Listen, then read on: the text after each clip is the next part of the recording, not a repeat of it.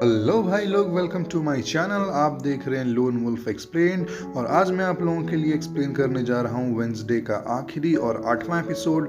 तो बिना किसी देरी के चलिए कहानी शुरू करते हैं। इस एपिसोड की शुरुआत में हम टाइलर को देखते हैं जो जंगल में होता है।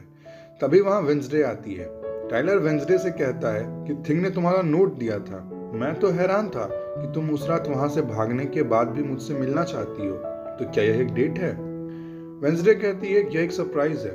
टाइलर वेंसडे को किस करना चाहता है पर वेंसडे दूर चली जाती है और कहती है कि नवंबर आकर मुझे किसी से रोमांस नहीं करना था, पर जब तुमने किस किया तब मेरी आंखें खुल गई और सब कुछ साफ हो गया। जेवियर ने मुझसे कहा था कि मैं तुमसे दूर रहूं, पर मैं नहीं मानी। टाइलर कहता है यह काफी अजीब बात है ना? वेंसडे कहती है कि अजीब तो यह है कि उसे फंसाकर असली हाइड ने उसे जेल भिजवाने में मेरी मदद की। टाइलर कहता है क्या तुम्हें लगता है कि मैं हाइड हूँ? वेंसडे कहती है कि लगता नहीं है, पता है। किनबॉट किसी सेशन में तुम्हें पहचान गई होंगी और इसलिए उसने तुम्हें जगा दिया। तुमने उसे क्यों मारा? हाइड तो अपने मास्टर से वफादार रहता है ना? टाइलर कहता है वेंसडे तुम्हें पता भी है तुम क्या कह रही हो? वेंसडे कहती है कि आउटरीच डे पर मैं तुम्हें बताकर मीटिंग हाउस गई थी। तुम्हें मेरे पीछे किनबॉट ने भेजा था।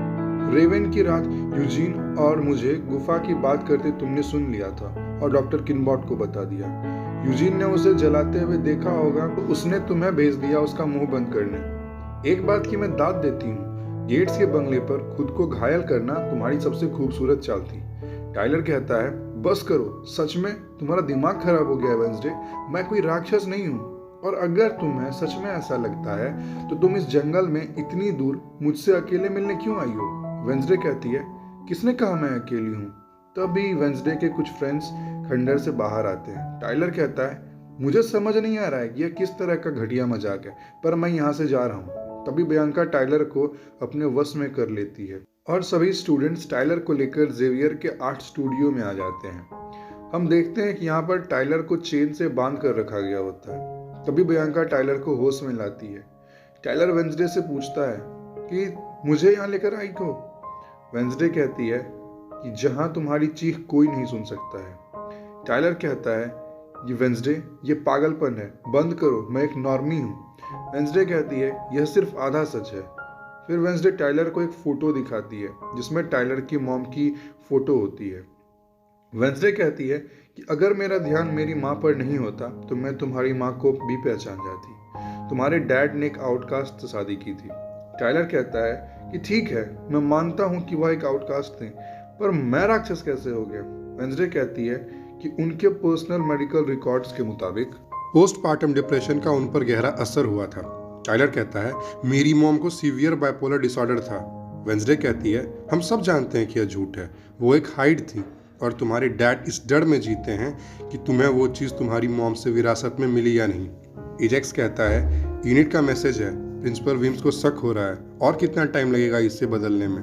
टाइलर कहता है मैं राक्षस नहीं हूँ। वेंसडे कहती है कि तुम ही हो, विदवेन में मुझे उसकी झलक मिली थी। टाइलर कहता है कि तुम्हारे हमारे किस करते ही तुम्हें एक झलक दिखी और बस तुमने उस पर सच मान लिया।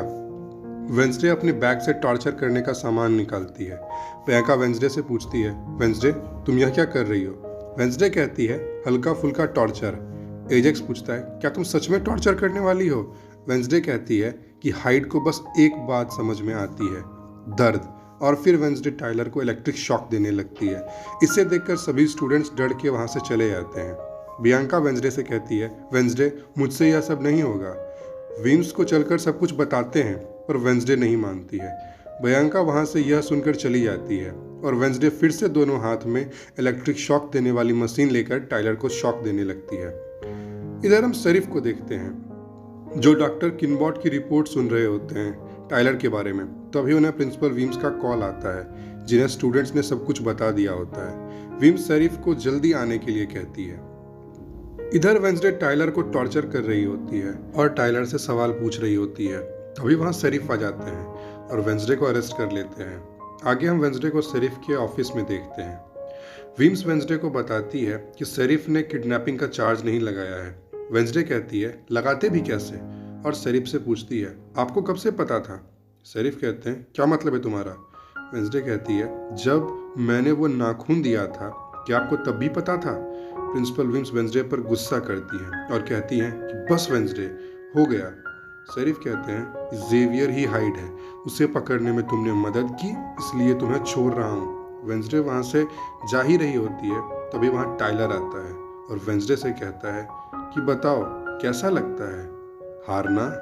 पता है, मैं शुरू में नंगा उठता था, खून में लथपथ, जो भी हुआ उससे अनजान। समय के साथ मुझे सब याद आने लगा, सबकी चीखें, आंखों में वो दहशत, वो डर इतना ताज़ा था कि मैं वो चख सकता था और वो लाजवाब था।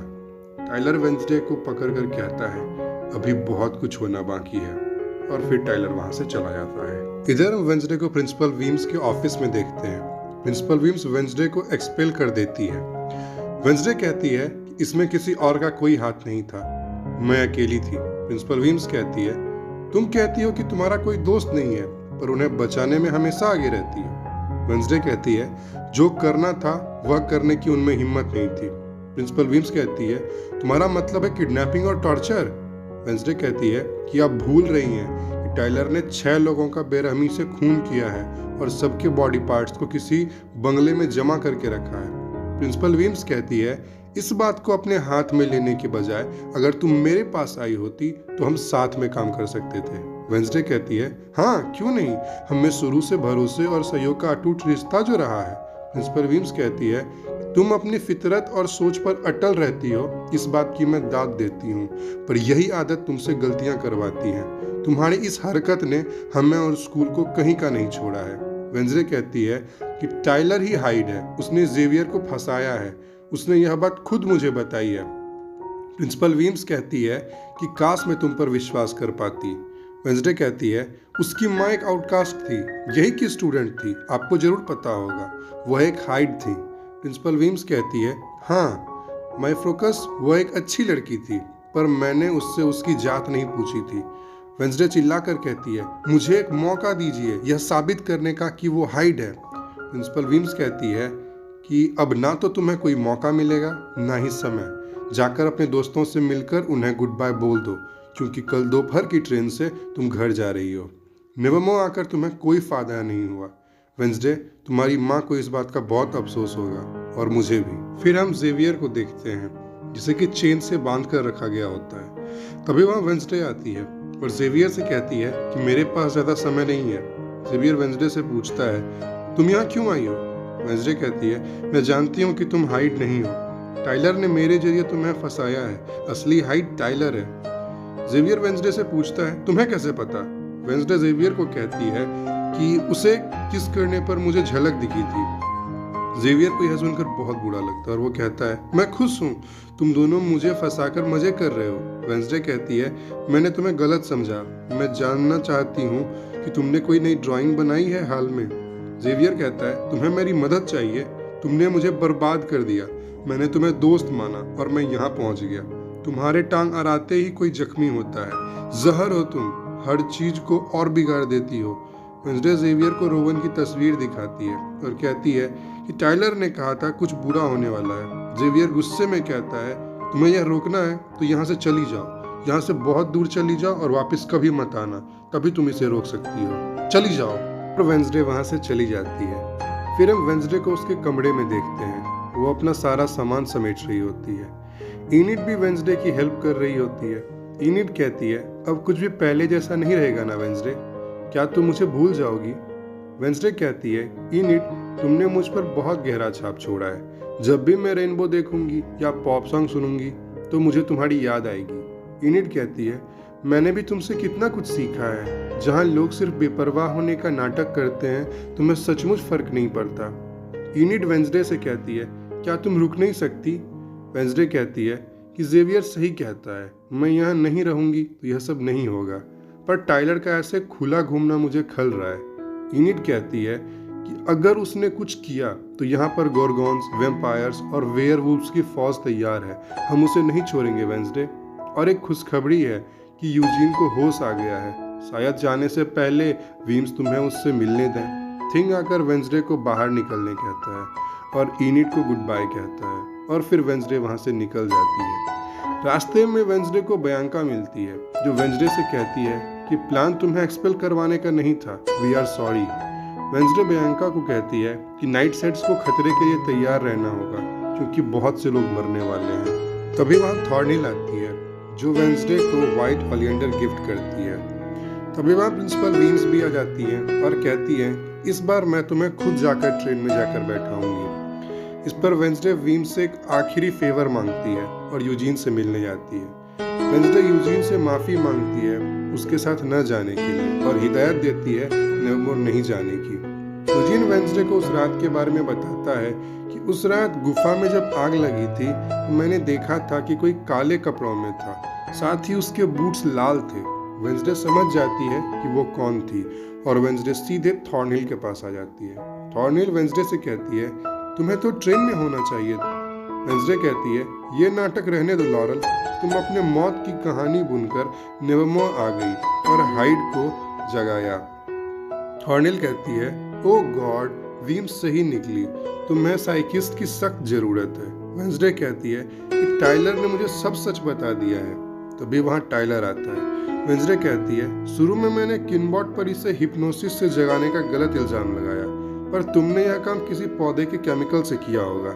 तुम्हारे डैड के पास शहर के हर आउटकास्ट का ब्यौरा था। उन्होंने गैल्पिन फैमिली का राज तुम्हें बचपन में ही बता दिया होगा, इसलिए तुमने टाइलर को चुना और उसकी माँ की असलियत बताकर अपने जाल में फंसाया। टाइलर नहीं जानता था कि उससे यह सच से मुक्ति नहीं मिलेगी, बल्कि वो तुम्हारा गुलाम बन जाएगा। शुरू में तो तुमने उसे जंजीर से बांधकर गुफा में रखा, पर बाद में उसे तुम्हारी गुलामी मंजूर हो गई। और जब किनबॉट को उस पर शक होने लगा, तब तुमने उसे टाइलर से मरवाकर जेवियर को फंसा दिया। यह सब सुनकर थॉर्नहिल अपना चश्मा उतारती है और कहती है टाइलर मेरे बच्चे, मम्मा की खातिर जरा इसका मुंह बंद कर दो हमेशा के लिए।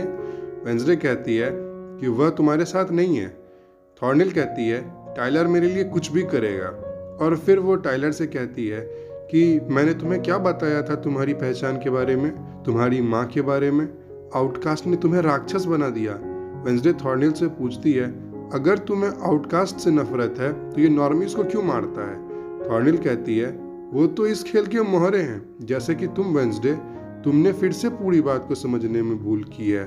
तुम्हें उस ट्रेन पर जाना ही नहीं था, टाइलर को स्टेशन मैंने ही भेजा था। वेंसडे कहती है कि मैं स्टेशन तक पहुंची ही नहीं थी। सुन लिया। और फिर हम देखते हैं कि टाइलर की जगह पर प्रिंसिपल वीम्स होती हैं। उन्होंने ही टाइलर का रूप लिया होता है। प्रिंसिपल वीम्स को वहां देखकर थॉर्नहिल को शॉक लगता है। वेंसडे कहती है कि तुम्हारा गुलाम स्टेशन पर ही होगा। प्रिंसिपल वीम्स कहती है इस बात को बिगाड़ने का कोई फायदा नहीं है मैरिलिन। तभी थॉर्नहिल अपने पॉकेट से नाइट शेड्स के जहर वाली सुई निकालती है और प्रिंसिपल वीम्स के गर्दन में इंजेक्ट कर देती है और प्रिंसिपल वीम्स की वहीं पर मौत हो जाती है। प्रिंसिपल वीम्स को वेंसडे देख ही रही होती है कि तभी थॉर्नहिल पीछे से वेंसडे पर फावरा लेकर हमला करती है और वेंसडे को बेहोश कर देती है। पर थिंग यह सब छिप कर देख रहा होता है। अगले सीन में हम एजैक्स और इनिड को एक साथ किस करते देखते हैं। तभी इनिड का फोन बजता है। इनिड देखती है कि यूजीन का कॉल है। इनिड फोन उठाती है तो यूजीन इनिड से कहता है कि क्या तुमने वेंसडे को देखा। इनिड कहती है वो तो जा चुकी है, तुमसे मिलने नहीं गई। यूजीन इनिड को बताता है कि वेंसडे प्रिंसिपल वीम्स को मिस थॉर्नहिल का असली चेहरा दिखाने गई थी, तब से दोनों का कोई खबर नहीं है। इनिड यूजीन से पूछती है मिस थॉर्नहिल का असली चेहरा। यूजीन कहता है जो कुछ भी हुआ है उसके पीछे वही है। इनिड यूजीन से कहती है ठीक है, मैं और एजेक्स जाकर कंजर्वेटरी चेक करते हैं। तभी वहाँ थिंग भागते हुए आता है और इनिड को बताता है कि प्रिंसिपल वीम्स का मर्डर हो गया है और वेंसडे को टाइलर और थॉर्नहिल क्रैकस्टोन की गुफा में लेकर गए हैं। और फिर थिंग कहता है कि नाइट शेड्स को इकट्ठा करो। एजेक्स इनिड और थिंग को वहां से लेकर चला जाता है। यूजीन फोन पर यह सब कुछ सुन रहा होता है और फिर यूजीन अपने बेड से उठकर वेंसडे की मदद करने चल देता है। यूजीन की मॉम यूजीन को मना करती है, पर यूजीन नहीं मानता है और वेंसडे की मदद करने चल पड़ता है। इधर हम वेंसडे को देखते हैं, जिसे जंजीर से लटकाकर रखा गया होता है। वेंसडे को जब होश आता है तो उसके सामने टाइलर होता है, जो वेंसडे से कहता है ऐसा क्यों लग रहा है, ये पहले भी हुआ है। वेंसडे कहती है फर्क इतना है कि मैं गिड़गिड़ाऊंगी नहीं। तभी थॉर्नहिल टाइलर से कहती है कि जाओ, जाकर नाव के पास इंतजार करो। टाइलर थॉर्नहिल की बात मानता है और वहां से चला जाता है। हम थॉर्नेल को देखते हैं जो कि बॉडी पार्ट्स वाले जार में कुछ कर रही होती है और वेंसडे से कहती है कि मेरी फैमिली की जड़ें जोसेफ क्रैकस्टोन से जुड़ी हुई हैं। वेंसडे कहती है कि तुम में भी साइकोटिक दरिंदों का खून है। थॉर्नेल यह सुनकर गुस्सा हो जाती है और वेंसडे से कहती है जोसेफ क्रैकस्टोन एक महापुरुष थे जो आउटकास्ट से नॉर्मीज की रक्षा करते थे और जिसके मौत की जिम्मेदार तुम्हारी पूर्वज गुडी एडम्स थी, और ऊपर से उन लोगों ने उन्हीं की जमीन चुराकर उस पर उस घटिया स्कूल की शुरुआत की। लेकिन तब से लेकर आज तक मेरी फैमिली ने क्रैकस्टोन के सपने को अपना लक्ष्य माना है। मेरा भाई इसके लिए शहीद हो गया, पर मैंने एक अलग रास्ता अपनाया, अलौकिक शक्तियों का। वेंसडे थॉर्नेल से पूछती है कि टाइलर इस बॉडी पार्ट्स को क्रैकस्टोन की वापसी के लिए जमा कर रहा था। थॉर्नेल कहती है ताकि आउटकास्ट के विनाश का अधूरा काम पूरा हो सके।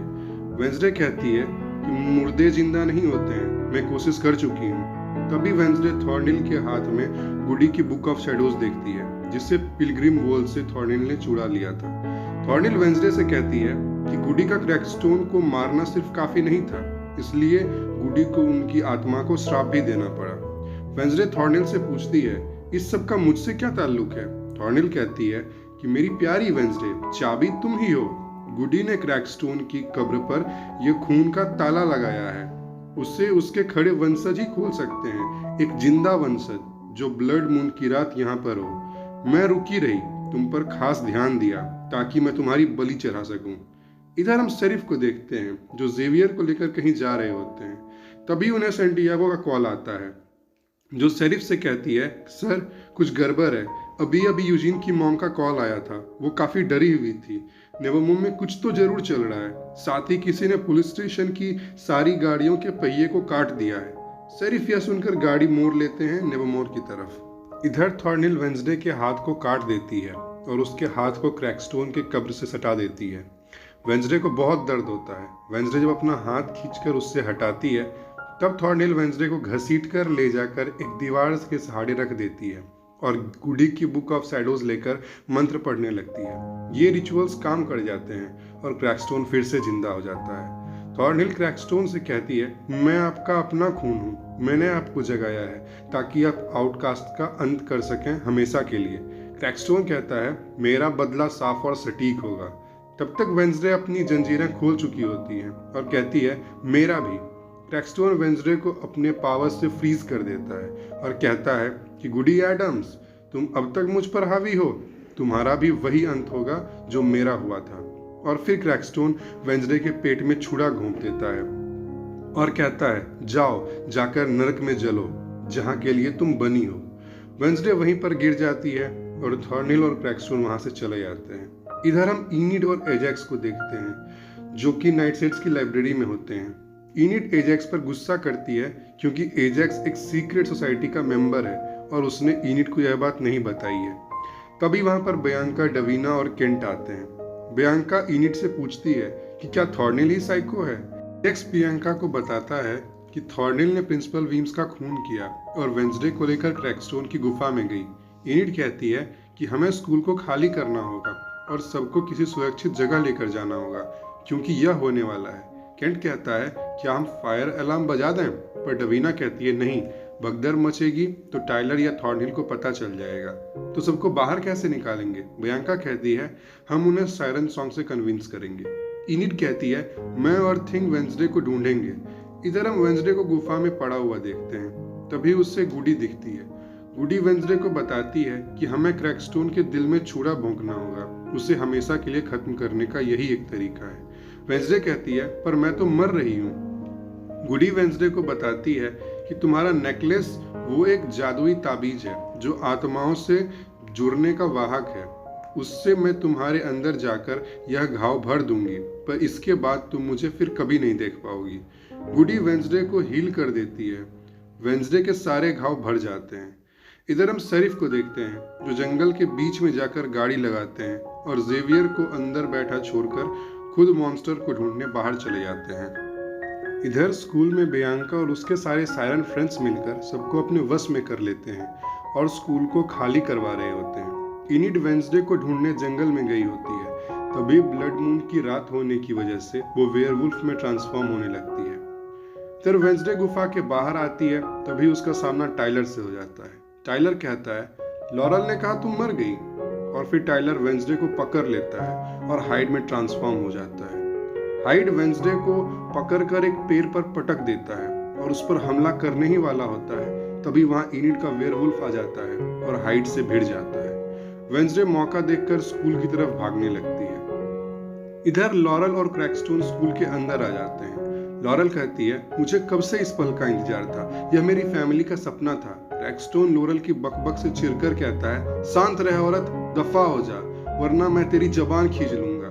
लॉरल यह सुनकर वहां से चली जाती है। स्कूल में भगदड़ मचा होता है और तभी क्रैकस्टोन अपनी जादुई ताकत से स्कूल में आग लगा देता है। इधर जेवियर कार से निकलने की कोशिश कर रहा होता है पर निकल नहीं पा रहा होता है। तभी वहां थिंग आता है और जेवियर को कार से निकाल लेता है। इधर शेरिफ टाइलर को ट्रैक कर रहे होते हैं, तभी उनका नेटवर्क चला जाता है। फिर उन्हें एक तेज आवाज सुनाई देती है। हम देखते हैं कि हाइड वेयरवुल्फ पर भारी पड़ रहा होता है। तभी शेरिफ हाइड को शूट करते हैं और इनिड का वेयरवुल्फ छूट जाता है हाइड की पकड़ से। हाइड को देखकर शेरिफ कहते हैं टाइलर क्या यह सचमुच तुम हो? पर तभी हाइड शेरिफ पर हमला कर देता है, पर इनिड उसे रास्ते में ही रोक देती है और उस पर हमला करने लगती है और हाइड को एक शानदार किक से दूर फेंक देती है। हाइड घायल होकर बेहोश हो जाता है और टाइलर में कन्वर्ट हो जाता है। तभी वहां शेरिफ आते हैं, उसके बगल में बैठ जाते हैं। इधर वेयरवुल्फ भी शांत होकर इनिड में बदल जाती है। थिंग इनिड की हेल्प कर रहा होता है। इधर स्कूल में भगदड़ मची होती है और सारे स्टूडेंट्स स्कूल से बाहर भाग रहे होते हैं। वेंसडे एक तलवार लेती है और क्रैकस्टोन का मुकाबला करने चल पड़ती है। क्रैकस्टोन किसी को नुकसान पहुंचाता इसके पहले ही वेंसडे वहां आ जाती है। वेंसडे को देखकर क्रैकस्टोन चौंक जाता है। वेंसडे को क्रैकस्टोन के पास देखकर जेवियर क्रैकस्टोन पर एक तीर चलाता है, पर क्रैकस्टोन उस तीर को हवा में ही रोक देता है और उसे वापस जेवियर की तरफ मोड़ देता है। पर रास्ते में वेंसडे आ जाती है और तीर वेंसडे को लग जाता है। जेवियर भागकर वेंसडे के पास आता है, पर वेंसडे कहती है मैं ठीक हूँ, तुम जाओ और स्टूडेंट्स को भी यहाँ से बाहर ले जाओ। जेवियर वेंसडे की बात मान लेता है और सबको लेकर बाहर चला जाता है। वेंसडे तीर अपने शरीर से बाहर निकालती है और तलवार लेकर क्रैकस्टोन का सामना करने लगती है। दोनों में काफी अच्छी फाइट होती है, पर वेंसडे की तलवार टूट जाती है और क्रैकस्टोन वेंसडे को अपने मैजिक पावर्स से एक गाड़ी पर पटक देता है और उसे तरपाने लगता है। पर तभी कोई पीछे से क्रैकस्टोन को तलवार घोंप देता है और हम देखते हैं यह काम बयांका ने किया था। पर क्रैकस्टोन पर इसका कोई असर नहीं होता और वो बयांका को जोर से मारता है और दूर फेंक देता है। जब क्रैकस्टोन का ध्यान बयांका पर होता है तभी वेंसडे तलवार का टूटा हुआ एक टुकड़ा उठाती है और क्रैकस्टोन के मुड़ते ही उसके दिल में घोंप देती है। इससे क्रैकस्टोन के शरीर में आग लग जाती है और वह धीरे धीरे धुआं बनकर जल जाता है और एक धमाके के साथ गायब हो जाता है। वेंसडे और बयांका एक दूसरे को देख ही रहे होते हैं, तभी वहां लॉरल बंदूक लेकर आ जाती है और वेंसडे पर तान देती है। लॉरल कहती है भले ही मैं सारे आउटकास्ट को ना मार पाऊं, पर कम से कम तुम्हें खत्म जरूर कर दूंगी वेंसडे। तभी एक मधुमक्खी लॉरल के गन पर आ बैठती है और फिर धीरे धीरे लाखों मधुमक्खियां लॉरल को काटने लगती हैं। वहां यूजीन आता है और कहता है देख लिया नेबरमोस से उलझने का नतीजा, और वेंसडे से कहता है हम बस एकजुट रहते हैं, राइट? वेंसडे यूजीन को देखकर काफी खुश हो जाती है। वेंसडे आगे बढ़ती है और लॉरल को एक लात मारती है उसके मुंह पर और उसे बेहोश कर देती है। इधर सारे स्टूडेंट्स नेबरमोस के बाहर खड़े होते हैं। तभी एजेक्स को इनिड दिखती है। एजेक्स भागकर इनिड के पास जाता है और इनिड को अपने साथ लेकर आता है। इनिड सबसे पूछती है वेंसडे कहाँ है, पर कोई कुछ भी नहीं कहता। तभी इनिड को वेंसडे स्कूल के बाहर आते हुए दिखती है। इनिड भागकर वेंसडे के पास जाती है और वेंसडे को गले लग जाती है। वेंसडे इनिड को अपने से दूर करती है और देखती है कि इनिड रो रही है। फिर इनिड को वेंसडे अपने गले से लगा लेती है। अगले सीन में हम वेंसडे को अपनी नॉवल का एंड करते हुए देखते हैं। फिर वेंसडे प्रिंसिपल वीम्स के ऑफिस में जाती है, तभी वहाँ इनिड भी आ जाती है। इनिड कहती है मैं प्रिंसिपल वीम्स को मिस करती हूँ। वेंसडे कहती है कि वो अड़चन पैदा करती थी, पर मजबूत जिस स्कूल को सबसे ज्यादा चाहती थी उन पर कुर्बान हो गई। इस बात की मैं दाद देती हूँ। फिर वो दोनों वहां से निकल जाते हैं। इनिड वेंसडे को सैन फ्रांसिस्को आने का न्योता देती है। वेंसडे बयांका को थैंक्स कहती है। तभी वेंसडे की नजर जेवियर पर जाती है, जो वेंसडे को हाई कहता है। वेंसडे जेवियर के पास जाती है। वेंसडे कहती है, सुना है तुम्हें छोड़ दिया। जेवियर कहता है, हाँ, सारे आरोप रद्द। सुनो, जब जेल में था तो कुछ ज्यादा ही बोल गया। तुम पर एक वार्निंग लेवल होना चाहिए, पर मेरे लिए खुद पर शायद ही कोई तीर लेगा, इसलिए 21वीं सदी में तुम्हारा स्वागत है एडम्स। हम देखते हैं कि जेवियर ने वेंसडे को स्मार्टफोन गिफ्ट किया होता है। जेवियर कहता है, मेरा नंबर इसमें सेव्ड है। वेंसडे कहती है, काफी हिम्मत है तुम में, तुम्हें लगता है कि मैं तुम्हें कॉल करूंगी? जेवियर कहता है, नहीं, कभी नहीं, पर टेक्स्ट तो कर सकती हो ना? टेक्स्ट का मतलब तो पता है ना? वेंसडे कहती है, good bye Xavier. Xavier Wednesday से पूछता है, अगले सेमेस्टर वापस आओगी ना वेंसडे? पर वेंसडे कुछ नहीं कहती और वहां से चली जाती है। आगे हम वेंसडे को कार से घर जाते हुए देखते हैं। तभी वेंसडे को किसी अननोन व्यक्ति का मैसेज आता है और वेंसडे को कुछ पिक्स सेंड करता है और वेंसडे को मारने की धमकी देता है। इधर हम टाइलर को देखते हैं जिसे पुलिस की कस्टडी में रखा होता है, पर तभी उसकी आंखें खुलती है और वो हाइड में बदलने लगता है और यहीं पर इस एपिसोड का एंड हो जाता है। तो भाई लोग, वेंसडे का पूरा सीजन यहाँ पर कंप्लीट होता है। आशा करता हूँ कि मेरे साथ आपकी ये जर्नी अच्छी रही होगी, मेरे एक्सप्लेनेशन आप लोगों को पसंद आई होगी। अगर पसंद आई हो तो प्लीज़ लाइक कर देना, मेरे चैनल को सब्सक्राइब कर देना, और अगर कोई भी कमी लगी हो तो प्लीज़ मुझे कमेंट करके ज़रूर बताना। तो मिलते हैं नई वीडियो के साथ में, तब तक के लिए good bye, love you all, sayonara, take care.